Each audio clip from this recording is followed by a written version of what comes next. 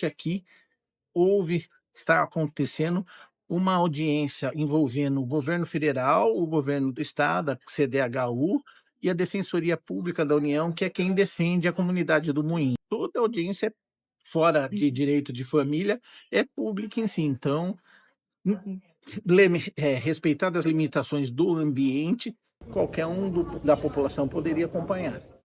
Tudo bem? Licença, tudo bem? Boa tarde. Eu tava com uma dúvida, será que eu poderia entrar para assistir a audiência pública da favela do Moinho? Então, precisa saber, aqui tem poucas audiências, precisa ter autorização do juiz. Eu não poderia liberar, né, sem antes, porque se fosse, vai ser amanhã, ou vai ser daqui uma hora, aí você faria o cadastro aqui, subiria, falaria com a juíza se ela permite.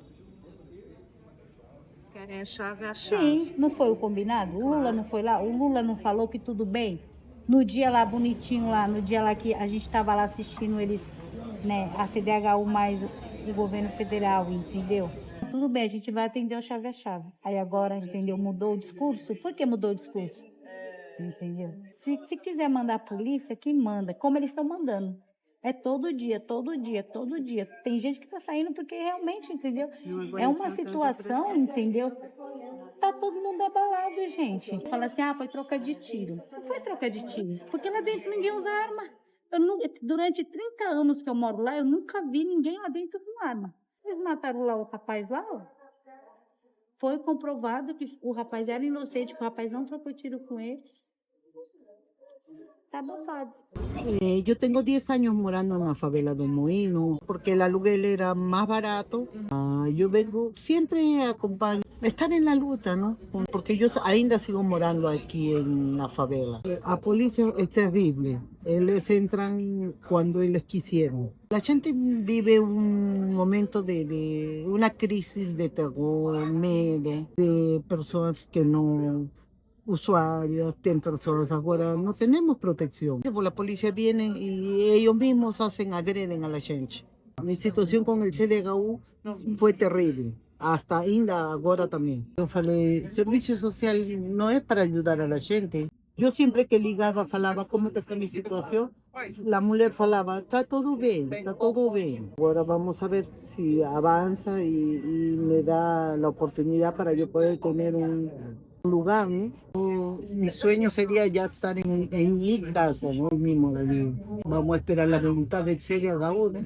Nós da OAB, nós acompanhamos todo esse processo para garantir que não haja abusos por parte do poder público com relação à comunidade da favela do Moinho. Sempre que há manifestação, eles chamam a gente para a gente estar como observador, garantindo a legalidade do que está ocorrendo. O governo federal, junto com o governo do estado, garantiram ao pessoal da comunidade certos direitos para que eles pudessem ter uma lugar de instalação provisória e depois uma moradia definitiva com um valor a ser dado pelos dois entes, o federal e estadual. As famílias foram cadastradas pela CDHU do governo do estado, eram mais de 600 famílias na comunidade e hoje ainda resta 80 famílias lá que ainda não foram cadastradas, não estão com a moradia garantida.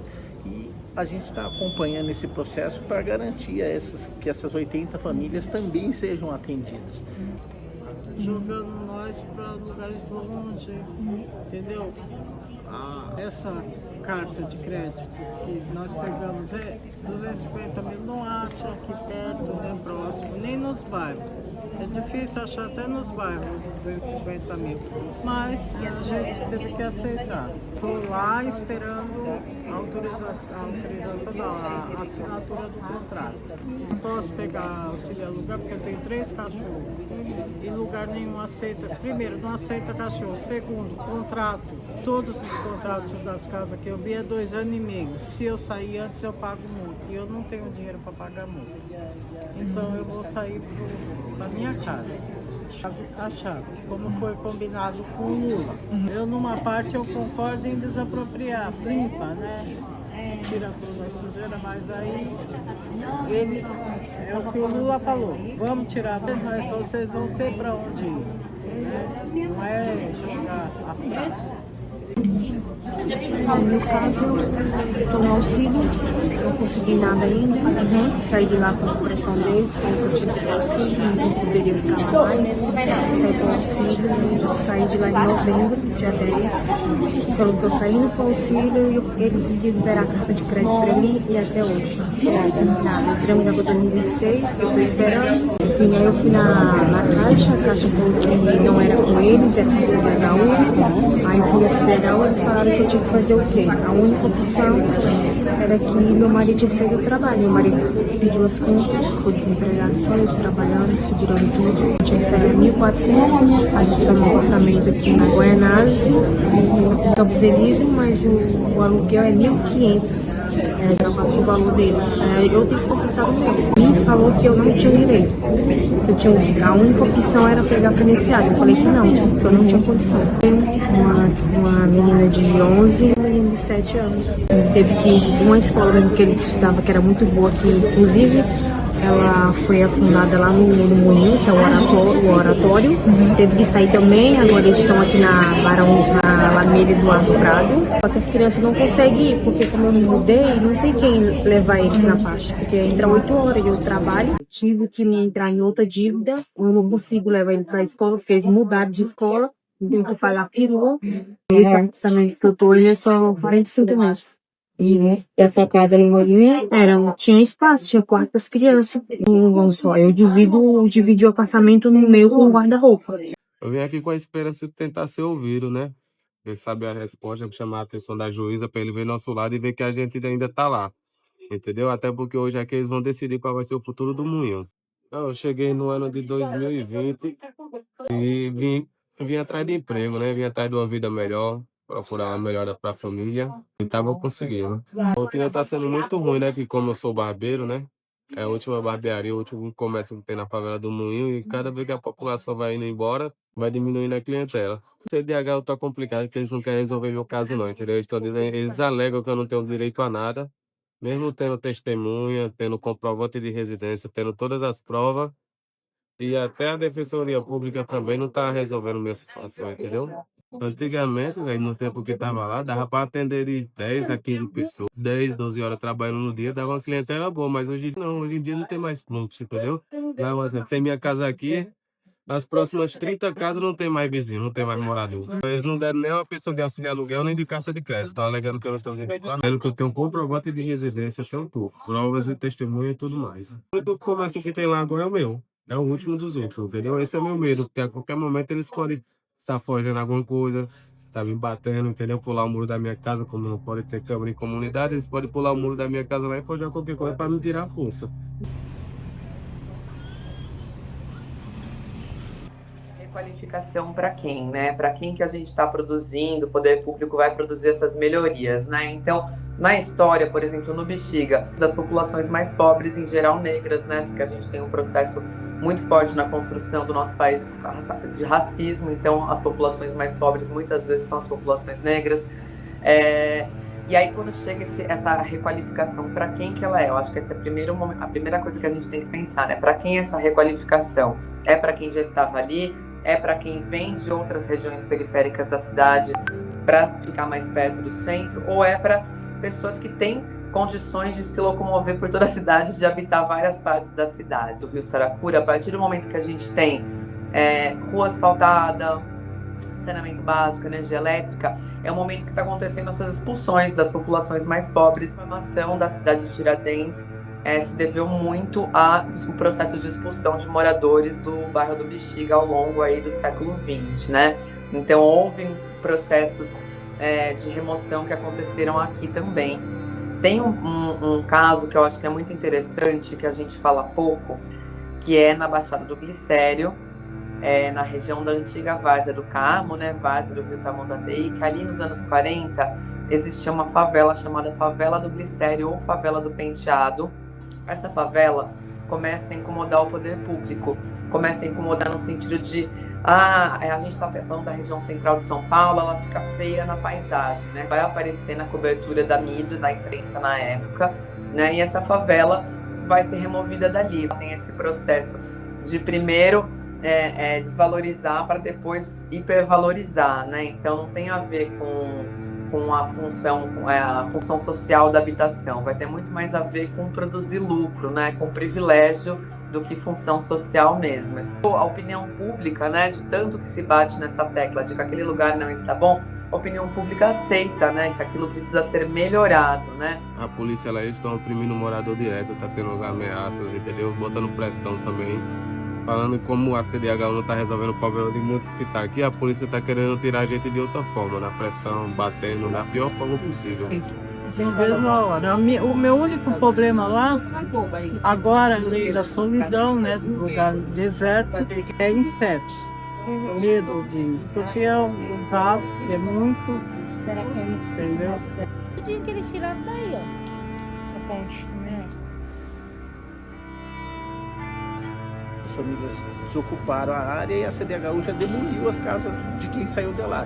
Então, estão um monte de casa perdida no meio de escombros, em condições não assim recomendáveis de habitabilidade, gera bichos peçonhentos como escorpiões e outros tipos, ratos que andando no meio do que sobrou daquelas demolições, né, daqueles entulhos. Principais problemas ocorrem quando a polícia militar entra fora dos horários normais, vamos falar assim, depois das 18 horas que anoitece, ou quando eles entram muito cedo, quando eles incomodam, às vezes, questão de quem está levando criança para a escola. Um projeto que ele é histórico, que ele vem de muito tempo, mas que agora ele está com mais ferramentas, né? A gente está num governo que assim está investindo pesado nisso. No mesmo dia que a gente saiu, eles derrubaram. Do outro lado tinha uma casa que era do dono, porque a minha é alugada, não era minha.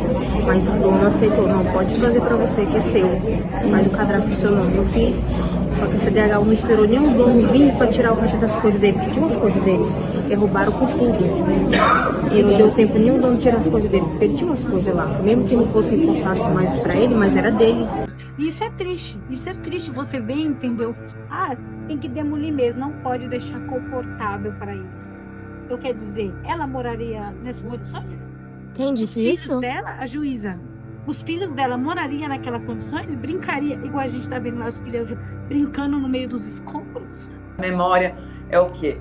É a chance dela entender de onde ela veio, para onde ela vai, é dela pensar presente, dela pensar futuro, dela pensar a identidade dela, né? Então a memória não é algo, não é um luxo. O lugar, ele não é um lugar sem as pessoas, sem o jeito que elas vivem naquele lugar, sem as culturas do lugar, né? Então isso tudo está sendo desprezado quando você remove as pessoas para criar uma nova coisa.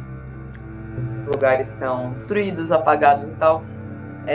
Territórios populares, lugares populares, você está dizendo basicamente que pobre não tem direito à memória. Então acho que é isso que o governo comunica quando ele acaba com o território dessa forma, né?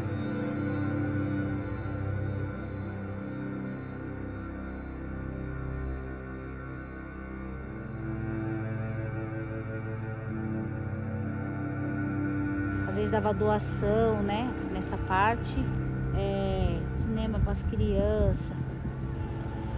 E aí eles vieram e quebraram. A gente fazia todas as nossas reuniões, inclusive, entendeu? Depois desse processo de remoção, a gente fazia aí. Mas eles vieram, aí a gente pedimos para não demolir, né? Porque era o único espaço que a gente tinha, né? Para se reunir, né? E foi a mesma coisa de falar assim, ó, demole que a gente não quer mais esse espaço. Ele tá aqui pelos ricos. Tá aqui para defender, entendeu? Os ricos. Não é os pobres, entendeu? 7.500 que é da prefeitura de IB, não sei lá das contas, e mais o registro do cartório. Então, quer dizer, não está sendo 100% gratuito. Eu vou ter que pagar. Hoje eu tô sem dignidade, porque a todo momento a polícia tá lá. E eu, esse dia mesmo, entendeu? O policial falou pra mim assim: você quer assumir as drogas que a gente achou aqui?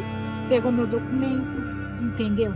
Ah, puxa aí o documento dela, como se eu fosse um marginal. Eu falei assim, olha, eu moro aqui, entendeu? E eu tenho todo o direito de sair e entrar da minha casa a hora que eu quiser. É porque de vez eles fazem o que eles estão fazendo, por que eles nunca fizeram o processo com diário pra gente? Aí nunca teve o olhar pra gente. Quando eles vieram ter olhar pra gente, foi pra tirar. Então, enquanto houver essa desigualdade gritante, vai ter gente querendo morar. Então, eu não sei se ela pode ser considerada a última favela, porque eu acho que assim a população pode produzir por direito outras favelas nesse ensejo de luta por moradia. Famílias e mais famílias, entendeu? Porque, entendeu? O poder público não está nem aí. O poder público, entendeu? Não está assistindo essas famílias. E a favela do Moinho não é diferente, porque se não tivéssemos na favela do Moinho, a gente seria mais um morador de rua.